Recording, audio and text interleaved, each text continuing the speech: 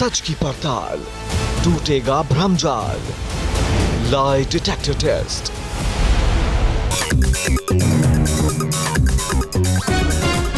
नमस्कार, मैं हूं आपके साथ पयोधी शशि और आप देख रहे हैं किसी भी खबर का संपूर्ण विश्लेषण करने वाला शो लाई डिटेक्टर टेस्ट, जिसमें आज हम बात करेंगे मई के महीने में मिडिल ईस्ट में होने वाली तबाही के बारे में। बात होगी इजराइल और अमेरिका के बीच बन रहे उस गठजोड़ के बारे में जिसकी वजह से ईरान परेशान है। ईरान पर हमले के लिए इजराइल ने महीना, दिन, समय सब मुकर्रर कर दिया था, लेकिन ऐन वक्त पर ट्रंप ने इजराइल को हमला करने से रोक दिया, क्योंकि रोम में शनिवार को बड़ी बैठक होने वाली है। इस बैठक में तय हो जाएगा कि ईरान पर हमला होगा या फिर नहीं। मई में ईरान पर होने वाले हमले का सच।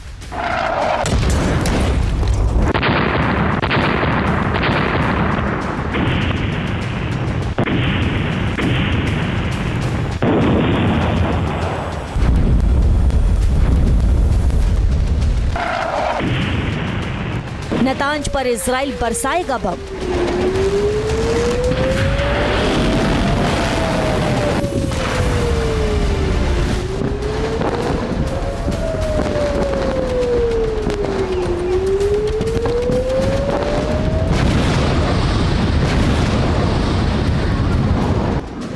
फोर्डो पर F-16 से होगी बमबारी।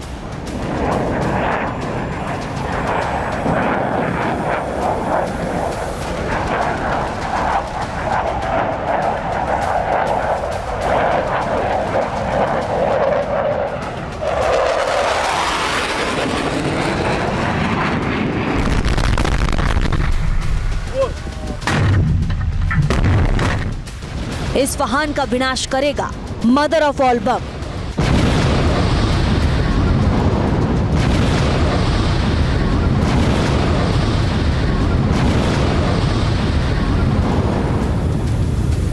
ये बातें यूं ही नहीं कही जा रही, बल्कि इसके पीछे ठोस वजह है।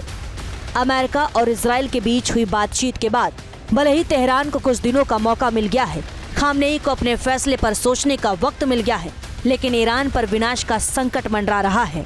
अगर ईरान नहीं संभला तो उसका भी हश्र हूती जैसा ही होगा।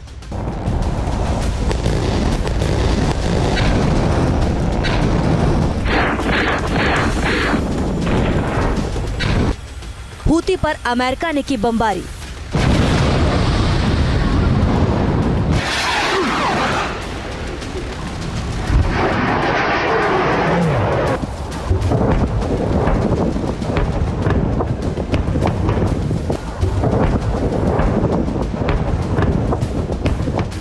आसमान से B-2 बॉम्बर की बारिश।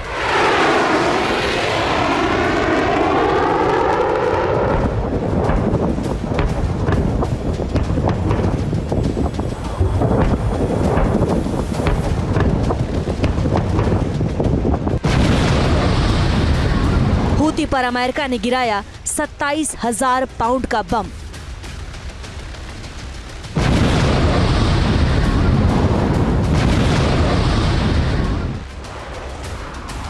बताया जा रहा है कि हूती पर अमेरिका ने B-2 बम वर्षक विमान से जो हमला किया था, उसने डिएगो गार्सिया से उड़ान भरी थी। अभी 20 दिन पहले ही अमेरिका ने B-2 स्टील्थ बम वर्षक विमान को डिएगो गार्सिया भेजा था। तभी कहा जा रहा था कि ईरान के खिलाफ अमेरिका चक्रव्यूह रच रहा है।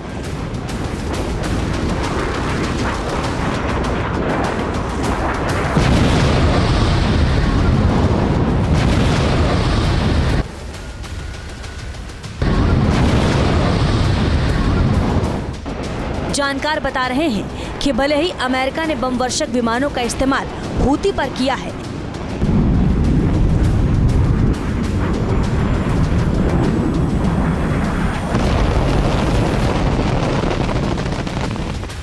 लेकिन ये चेतावनी ईरान को है। बताया जा रहा है कि हूती पर B-2 स्टील्थ बॉम्बर से की गई बमबारी ट्रायल है। अमेरिका ये कंफर्म कर लेना चाहता है, जब ईरान के खिलाफ B-2 स्टील्थ बॉम्बर का इस्तेमाल किया जाए तो कोई कोर कसर ना रहे। लिहाजा हूती पर बमबारी करके ट्रायल कर रहा है अमेरिका।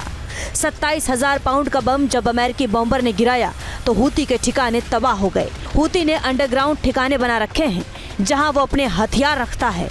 लिहाजा हूती के मिसाइल और गोला बारूद को तबाह करने के लिए अमेरिका ने बंकर बस्टर बम से हमला किया।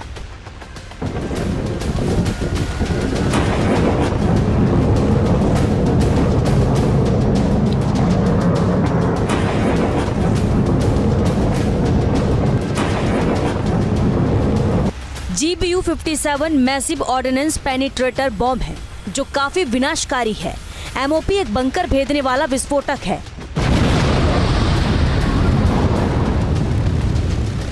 यह अमेरिका के पास मौजूद सबसे बड़ा गैर परमाणु बम है। B2 स्प्रिट एक मल्टी रोल बम वर्षक है जो पारंपरिक और परमाणु दोनों तरह के हथियार ले जाने में सक्षम है। इसे अमेरिका का सबसे खतरनाक स्टील्थ बॉम्बर कहा जाता है।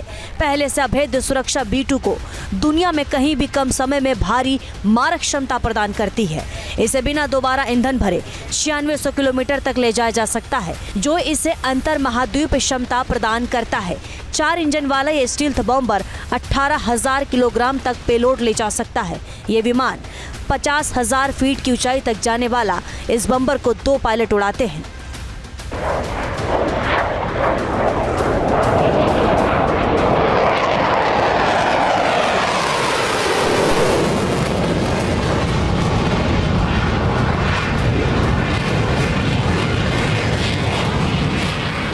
B2 स्प्रिट पर अमेरिका को काफी नाज है। सवाल यही है कि आखिर अमेरिका ने इस लड़ाकू विमान को ईरान की घेराबंदी के लिए भेजा है, तो इसे भी समझने की जरूरत है। दरअसल पिछले 2.5 महीने से लगातार ईरान भी काफी अग्रेसिव है। ईरान लगातार अपनी मिसाइल जखीरों को दिखा रहा है। ईरान के पास अंडरग्राउंड मिसाइल ठिकाना है। ईरान के पास अंडरग्राउंड नेवी ठिकाना है। ईरान के पास अंडरग्राउंड ड्रोन ठिकाना है। ईरान अपने हथियारों को जमीन से करीब 100 मीटर गहरी गुफा में रखता है। ऐसा इसलिए करता है जिससे अगर हमला भी किया जाए तो उसके हथियारों को कुछ भी ना हो। नॉर्मल बमबारी से ईरान के अंडरग्राउंड ठिकाने को तबाह नहीं किया जा सकता। इसके लिए खास किस्म के बम की जरूरत होती है, जैसे JBU फैमिली के बम। अमेरिका के पास ऐसे बमों की भरमार है। उन्हें गिराने के लिए अमेरिका के पास आसमानी शाहकार भी है, जिसका नाम B2 बॉम्बर है।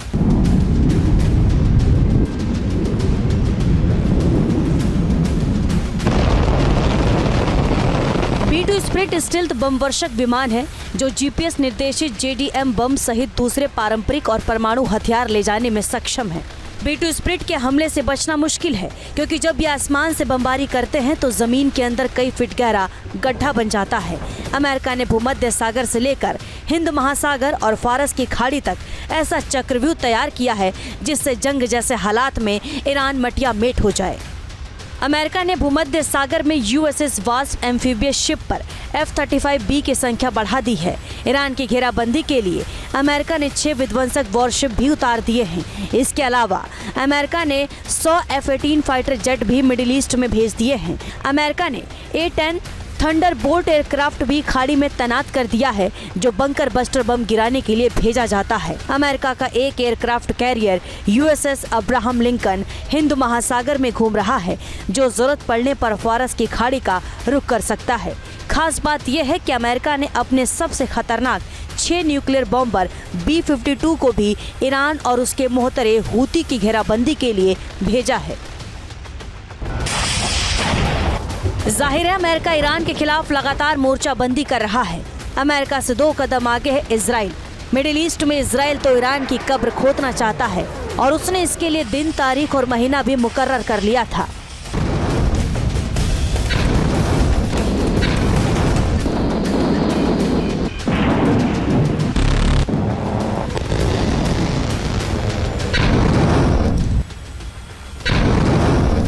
इजराइल को लेकर बड़ा खुलासा हुआ है।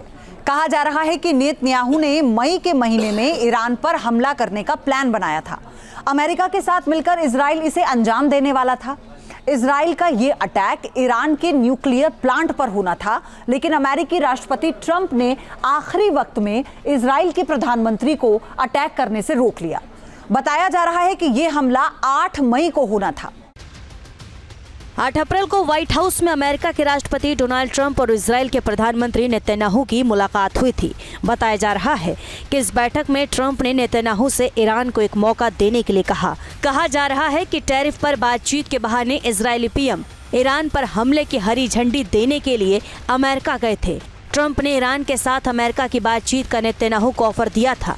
नेतन्याहू ने ट्रंप की बात मानते हुए लीबिया स्टाइल में ईरान के साथ डील करने की शर्त रखी और अब 19 अप्रैल को रोम में बहुत बड़ी बैठक होने वाली है।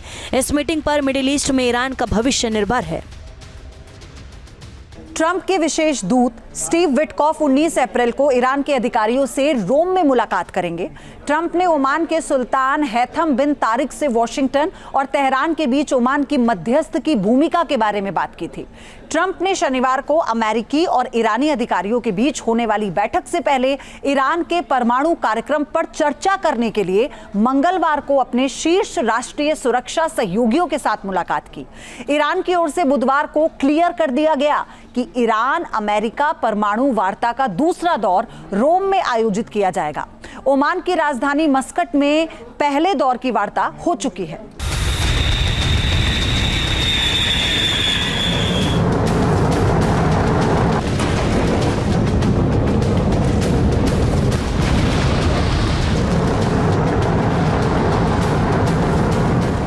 अमेरिका के राष्ट्रपति डोनाल्ड ट्रंप ने बार बार चेतावनी दी है कि यदि कोई समझौता नहीं हुआ तो वो ईरान के परमाणु कार्यक्रम को निशाना बनाकर हवाई हमले करेंगे। ईरानी अधिकारी लगातार चेतावनी दे रहे हैं कि वे अपने यूरेनियम भंडार को समृद्ध करके परमाणु हथियार बनाने की कोशिश कर सकते हैं।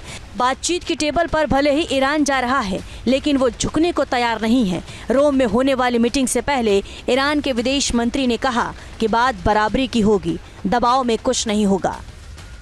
ईरान का यूरेनियम संवर्धन एक स्वीकार किया हुआ सच है। हम चिंताओं को लेकर सहयोग करने के लिए तैयार हैं, लेकिन यूरेनियम संवर्धन पर कोई समझौता नहीं किया जा सकता। दबाव से कुछ हासिल नहीं होगा। अगर बातचीत समान स्तर और आपसी सहमति पर आधारित हो तो आगे बढ़ सकती है। वर्तमान समय में ट्रंप प्रशासन ने ईरान को एक मौका दिया है और ये डील एक नई न्यूक्लियर डील के लिए बातचीत चल रही है और जब तक ये बातचीत कंप्लीट नहीं होती और इसके रिजल्ट सामने नहीं आते तब तक इस बात की संभावना नहीं दिखाई देती कि कोई डायरेक्ट मिलिट्री एक्शन इजराइल कर सकता है। और इजराइल और यूनाइटेड स्टेट्स ऑफ अमेरिका इस बात के लिए संकल्पबद्ध हैं कि वो ईरान को न्यूक्लियर वेपन्स एक्वायर नहीं करने देंगे। ईरान को लेकर IAEA की जो रिपोर्ट आई है उसकी वजह से भी टेंशन हाई है, क्योंकि रिपोर्ट में ऐसा कहा गया है कि ईरान न्यूक्लियर टेस्ट के बेहद करीब पहुंच गया है। IAEA चीफ की ओर से दावा किया गया है कि ईरान के पास हथियार ग्रेड यूरेनियम का उत्पादन करने की क्षमता बढ़ गई है।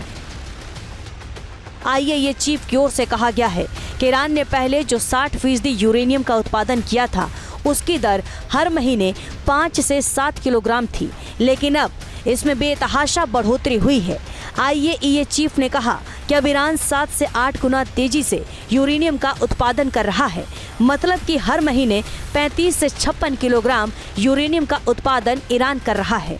जाहिर है ईरान की गति बता रही है कि वो बहुत जल्द ही बड़ा धमाका करना चाहता है।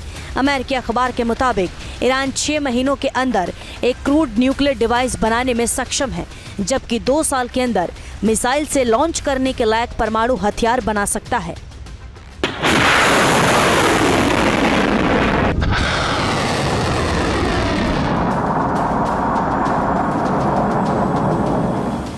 रिपोर्ट में कहा गया है कि ईरान अब 2 ठिकानों पर 60% तक यूरेनियम संवर्धन कर रहा है और इसके पास लगभग 4 बमों के लिए पर्याप्त सामग्री है।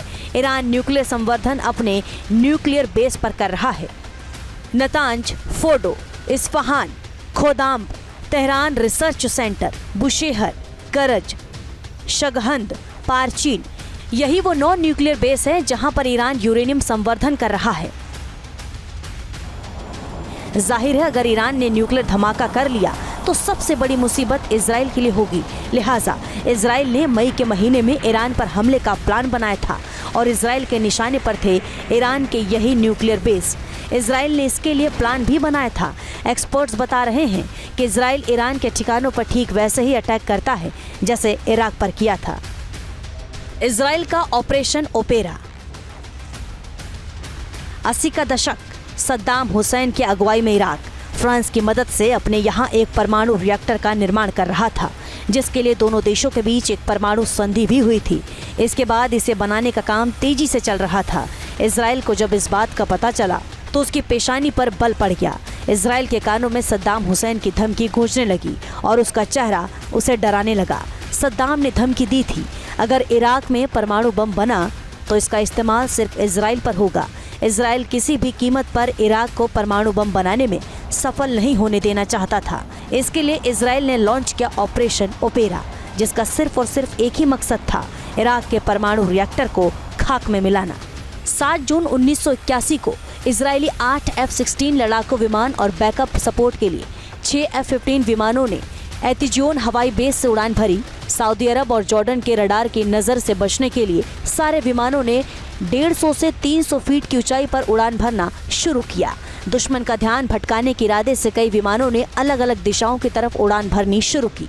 चकमा देने के बाद पायलटों ने F-16 लड़ाकू विमानों को ऊंचाई पर ले जाना शुरू किया और तेजी से 8000 फीट की ऊंचाई पर पहुंच गए, जिसके बाद आसमान से बमों की बारिश होने लगी।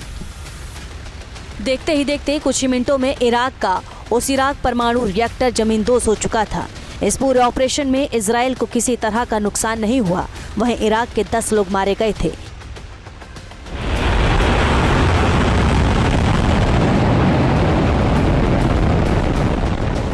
जानकार बता रहे हैं कि इजराइल ईरान के खिलाफ ऐसा ही ऑपरेशन कर सकता है और उसके न्यूक्लियर ठिकानों को तबाह और बर्बाद कर सकता है। इजराइल के साथ अमेरिका भी डट कर साथ खड़ा है। अमेरिका खुद भी ईरान के न्यूक्लियर प्रोग्राम को रोकना चाहता है। इसके लिए उसने भूमध्य सागर से लेकर फारस की खाड़ी तक ऐसा चक्रव्यूह तैयार किया जिसमें ईरान फंसा है, और अगर इजराइल ईरान के न्यूक्लियर ठिकानों पर हमला करता है तो इजराइल को अमेरिका का आसमान से लेकर समंदर तक सपोर्ट मिलेगा। Team news nation.